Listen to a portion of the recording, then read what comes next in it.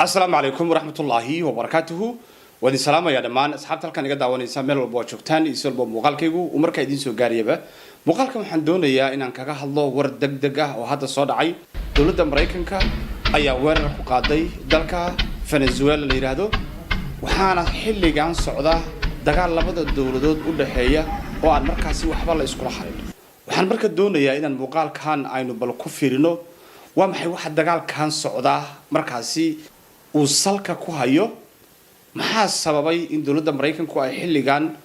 weerar ku qaado Venezuela iyo waliba wararkii hadda ugu dambeeyay oo ku saabsan dagaalkaasi marka bal soo dhawaada meel walba joogtaan iyo soo walba muuqaalkaygu marka idin soo gaariyaba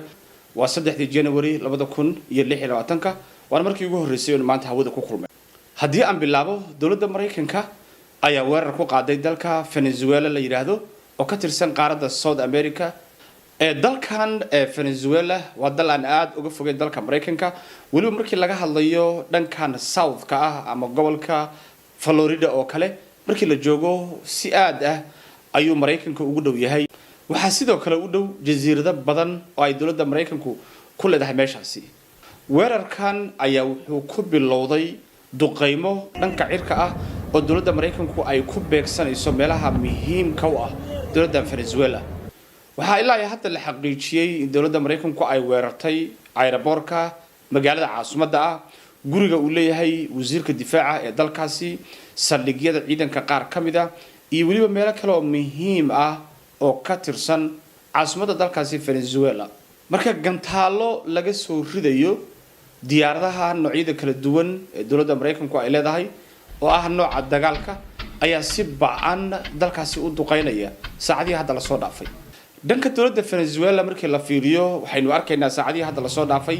inay wadooyinka ay soo dhoobeen baabuurta dagaalka ama nooca loo yaqaano taangiyada iyo ciidamo kala duwan wuxuu sidoo kale madaxweynaha Venezuela uu ku dhawaaqay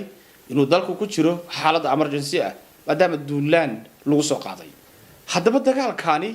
wuxuu salka ku hayaa maxaynu ka ognahay waxa sababay in Mareykanku uu xilligan uu ku duulo dalkaasi Venezuela dawladda uu hogaamiyo madaxweyne Donald J. Trump ayaa muddooyinkii hadda la soo dhaafay cadaadis weyn ku hayay dawladdaasi Venezuela asagoo ku eedeynayay in dalkaasi drugs badan oo laga keeno ama daroogo badan oo laga keeno la soo geliyo gudaha dalka Mareykanka waxay sidoo kale dawladda Mareykanku ay ayaamihii hadda la soo dhaafay ay marar kala duwan ay beegsatay dooniyo la sheegay inay drugs wadaan oo la yiri dalka Mareykanka ay soo galayeen oo dhanka badda ay marayeen ay dawladda Mareykanku markaasi duqeynaysa dhanka dawladda Venezuela ayaa iska diiday eedeymaha ka imaanaya dhanka dawladda Mareykanka waxay sheegtay in drugs ka yimaada Venezuela aan la geenin dalkaasi Mareykanka marka wixii inta ka dambeeyay xiriirka diblomaasiyadeed ee u dhaxeeyay labadan dawladood ayaa wuxuu ahaa mid aad u liitay hanjabaadaha ka soo baxay aqalka cad ee dalka Mareykankuna waxay ahaayeen kuwa tira beel ah waxay sidoo kale dawladda Mareykanku ay cunaqabatayn dhaqaale ay saartay dalkaas yar ee aan aad ka uga fogay dalka Mareykanka ee Venezuela waxay sidoo kale dawladda Mareykanku ay dhawaan ay qabsatay markab shidaal waday oo dalkaasi laga lahaa ay dawladda Mareykanku ay gacanta ku dhigta marka cadaadis xoog leh ay Mareykanku ku hayeen dalkan muddooyinkii hadda la soo dhaafay waliba 4 bilood ee hadda ugu dambeysay dadka arrimahan ka faaloonaya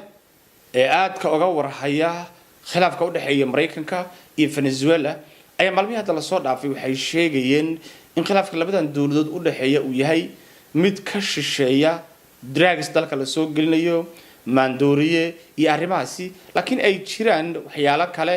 oo markaa la isku hayo oo aan warbaahinta loo sheegaynin haddaba arrimahaasu maxay yihiin waxa la aaminsan yahay in dawladda Mareykanku ay diidan tahay shidaalka badan ee uu dalkaasi Venezuela u dhoofinayo dhankaasi dawladda China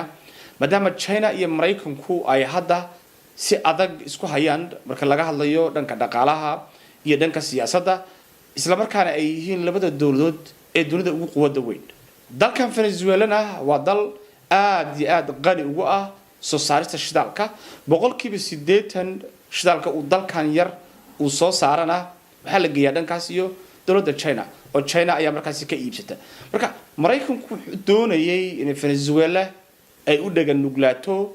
inaysan shidaalka China aysan ka iibinin oo markaasi awaamirta iyo rabitaanka Mareykanka ay markaasi ku shaqeeyaan waxa muuqata in madaxweynaha dalkaasi Venezuela Maduro uusan markaasi u dhagan nuglaanin awaamirtii ka soo baxaysay dhankaasi aqalka cad oo markaasi uu diiday inuu dhageysto taasina ay tahay waxa sababay in Mareykanku uu xilligaani weerar ba'an uu ku qaado dalkaasi haddaba maxaa laga ogyahay ilaa hadda qasaaraha ka dhashay dagaalkan ay Mareykanku ku qaaday dalkaasi Venezuela marka la fiiriyo xilliga uu dagaalkani uu bilowday waa xilli dambe oo labadii ilaa iyo saddexdii ay ka tahay southka iyo eastiga dalkani Mareykanka waan xilli habeen